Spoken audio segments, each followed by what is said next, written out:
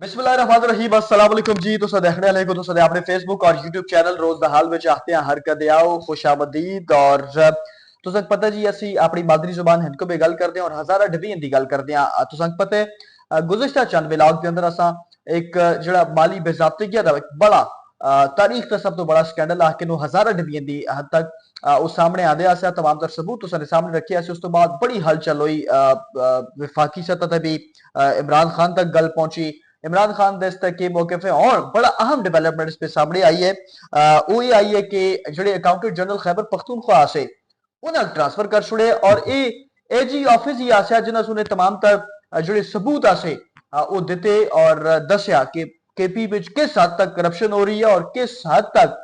जो पाकिस्तान तरीके इंसाफ के अहम लोग हैं वो इन्हों को पैसा लुटना विच अपना अहम किरदार अदा कर रहे हैं। ते असा अज देखा कि वो ट्रांसफर हो गए और speaker Khyber Pakhtunkhwa assembly chairman public accounts committee तो भी काफी ज्यादा नाला नजर आ रहे हैं कि यार की कर छुड़े असा सुनो तो डंडा दे कर रखे थे ये कर छुड़सा लेकिन दो तरफ ट्रांसफर हो गई। कैसर खान तनोली असल मौजूद जाने बड़सा कैसर तनोली तुसा देखा जी असा तफसीली अपने देखने वाले भी आगाह करते रहे गाए बगाए और भी असं अपडेट देने ते ये जो ट्रांसफर हो गया अचानक ये तो बड़ा मामला गंभीर नहीं हो गया कि जिस बंदे सुन जिस ऑफिस तो ये करप्शन के तमाम दस्तावेजात निकले कि ये करप्शन हो रही है उस तक ट्रांसफर कर छोड़ना किस तरह देख रहे हो? बहुत शुक्रिया सदीक। अकाउंटेंट जनरल जो है जरी गल है बड़ी इंपॉर्टेंट पोजीशन है। अगर असं खैबर पख्तूनख्वा की गल करें सूबे की गल करें और सब तो बड़ी माली मामलात जांचने वाली और तमाम तर माली मामलात का नजर रखने वाली और तमाम तर माली मामलात कंट्रोल करने वाली इंतहाई इंपॉर्टेंट पोजीशन है। और इसी पोजीशन देखते हैं आप इसका जिक्र किया गुफ्तगू के दौरान कि ये वही शख्सियत है, ये वही ऑफिस है जिस तो तमाम तर माली बेकायदगियां बेजाबतियां और करप्शन का जी एक बहुत बड़ी इस टाइम लहर और इस टाइम एक दो बहुत बड़ी आवाज चल रही है कि खैबर पख्तूनख्वा के अंदर मुख्तलिफ अजला के अंदर अरबा रुपए की करप्शन हो गई है। उस करप्शन के बेनकाब करने वाली यही ऑफिस और यही शख्सियत आसी। लेकिन इस शख्सियत तो अलावा असा देखा कि स्पीकर खैबर पख्तूनख्वा असम्बली स्वाति साहब बाबर सिंह स्वाति साहब और उन्हें तमाम तर आखिर जी कि बहुत ज्यादा जल्दी इसका करवाइयां भी कर लोगों की गिरफ्तारियां भी उसमें देखियां भी नैब भी एक्टिव है। नैब भी बहुत तेजी नाल करवाइयां कर रहे हैं। जेड़े चौकीदार जेड़े इसमें लोग शामिल है जिन्हें बोगस अदायगियां कराइयां या बोगस अदायगियां वसूल कीतियां बोगस तरीके नाल और जाली अकाउंट्स के जरिए और दो नंबरी के जरिए उन्होंने गिरद घेरा तंग होया। नैब बहुत एक्टिव है, बहुत सारे लोगों का गिरफ्तारियां भी और बड़े पैमाने का उस जो पैसे आसे वो भी रिकवर किए गए और मुख्तलिफ शक्ल में। लेकिन हुण जिहड़ा एजी ऑफिस दा और एजी साहब दा जिहड़ा ट्रांसफर है ये बायस तशवीश है, ये बायस फिक्र है, ये बायस मैं समझता कि शर्मिंदगी भी हो सी अगर उन्हें सिर्फ इस वजह तो हटा छुड़िया गया कि यार तुसा इस चीज पहले क्यों नहीं देखा या तुसा इस चीज की निशानदेही इस तरह क्यों की ये गल्लां मीडिया तक किस तरह पहुंचियां अपनी चीजों का पर्दा पाना जो कि इंतहाई अफसोसनाक अमल है। बड़ा इस सवाल भी कह सकते हो नाल चाह के एक जाने मतलब ट्रांसफर करने वाले कौन लोग हैं? देखो आम लोग ध्यान वाले तो सुनना चाहने ना हुकूमत खैबर पख्तूनख्वा विच पाकिस्तान तहरीक इंसाफ भी है पहली बारी नहीं है त्री टने हो रहा है लोग उन्हें लाए दिन अथॉरिटी उन्हें दी है तो एक तरफ वो आते करप्शन का एहतसाब भी असि कर रहे हैं तो ट्रांसफर फिर कौन कर रहे हैं? अच्छा एजी ऑफिस जो है मैं तुम्हें दसा एजी जो है कोई मामूली सीट नहीं है। अकाउंटेंट जनरल जो है सूबे का बहुत पावरफुल पोजीशन है और मैं नहीं समझता कि ये चीफ मिनिस्टर खैबर पख्तूनख्वा दी गैर रजामंदी तो जो है ट्रांसफर हो गया हुआ है या उन्होंने को पूछे बगैर ही ट्रांसफर हो गया हुआ है। ये उन्होंने मर्जी ना भी नाराज हैं।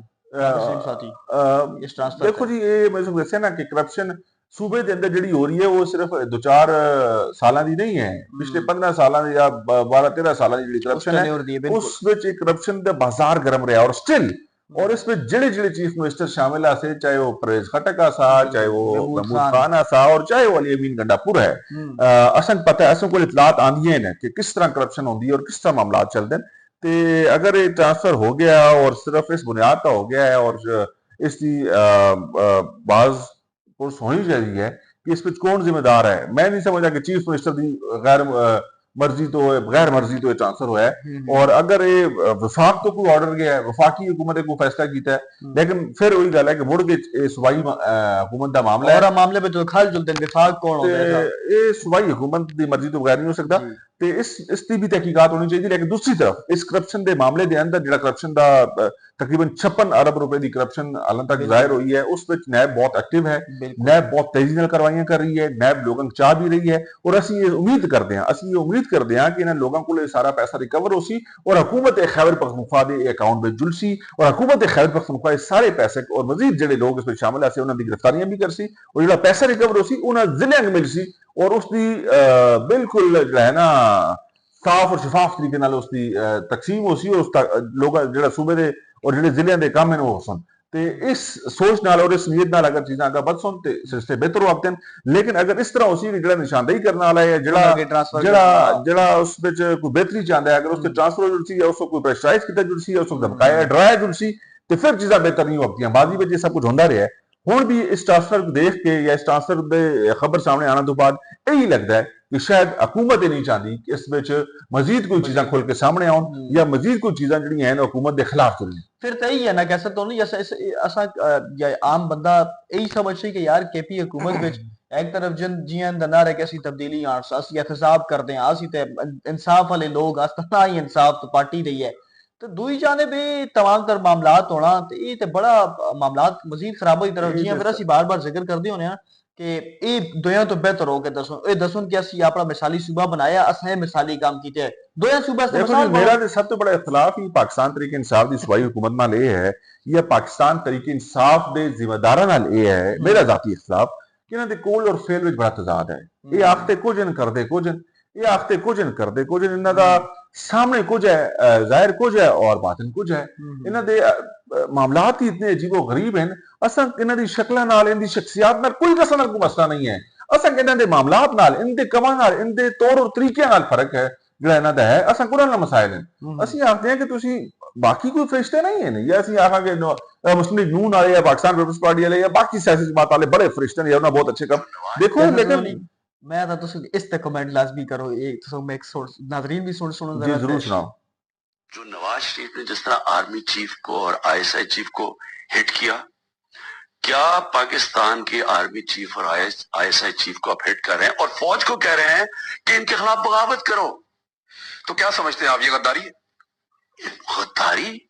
यानी नहीं, हमारे प्राइम मिनिस्टर मैं तो अपने से कहीं से हैरान होता हूँ। वो कहते नहीं जी हमारे यहाँ गद्दार किसी, इससे बड़ी गद्दारी आप क्या कह रहे थे? आप जब कह रहे हैं कि आर्मी चीफ और आईएसआई चीफ के फौज को कह रहे हैं कि ये दो गंदे हैं बाकी फौज ठीक है, आप यही कह रहे हैं ना कि फौज, अब क्या फौज कोई एक डेमोक्रेटिक पॉलिटिकल पार्टी है जो नो कॉन्फिडेंस पोषण करेगी? फौज को आप कह रहे हैं कू करें इनके अगेंस्ट, आप फौज को कह रहे हैं कि आर्मी चीफ के खिलाफ बगावत करो, इससे बड़ी गद्दारी क्या है? देखो जी ये वही कोल और फेल का तजाद है। कोल और फेल अच्छा ये जो दूसरा बंदा सवाल करते भी बड़ा इमरान रियाज का मैं देखो जी मैं इना ताकि जाता ना कसम किसी को पसंद नहीं है ऐसा कि इना दी शक्ल तो नफरत हो गई है वो ये है कि ये आखते कुछ नहीं करते कुछ इथा बानी चेयरमैन पाकिस्तान तरीके इंसाफ इमरान खान साहब फरमा रहे तुसा सुनया सारे कि जी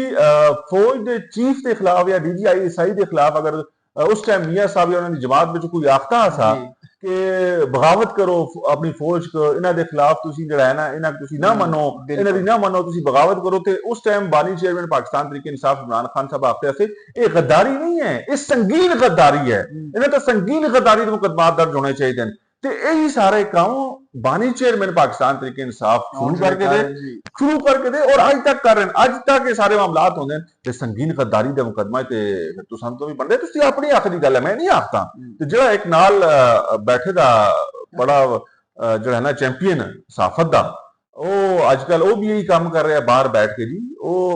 ਭਗੋੜੇ ਜਿਹੜੇ ਨੇ ਸਾਰੇ ਭਗੋੜੇ ਇਹ ਬਾਹਰ ਬੈਠ ਕੇ ਵੀ ਸਾਰੇ ਹੀ ਕੰਮ ਕਰ ਰਹੇ ਤੇ ਮਾਮਲਾਤ ਤੁਸਾਂ ਦੇ ਸਾਹਮਣੇ ਅਕਲ ਫਹਿਮ ਸੋਚ शऊर रखने वाले जो लोग हैं उन्हें अच्छाई और बुराई उन्हें सच और झूठ ज्यादा असां दसना की जरूरत नहीं पेश आती नजर आता है ये तुसां नजर आता है तुसी सो अपने करना नाल कि के आखते हैं और किस तरह चीज़ां पेश करदे आसे ते अकल दिमाग असीं ना आखदे तुसी फलानी जमात दी अच्छाई करो तुसी फलानी जमात दी बुराई करो तुसी अपने फैसले आप करना शुरू करके नो तुसी अपने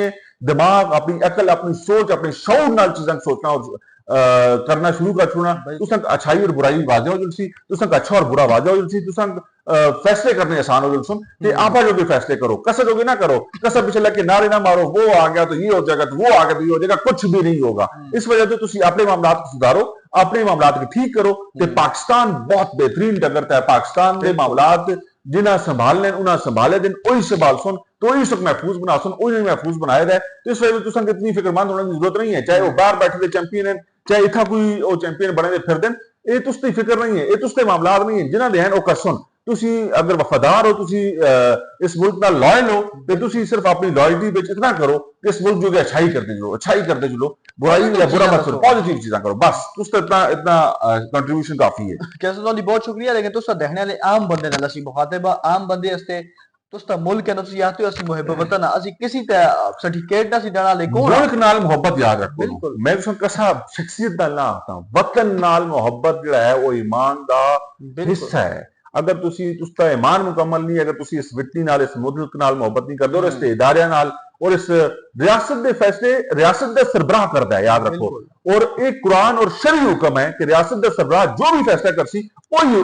फैसला होती है और उससे चलना उसका फर्ज है बाकी कोई फैसला नहीं है शरई हुक्म है इस वजह तो मुल्की मामलात विच और मुल्की बका और सलामती जो के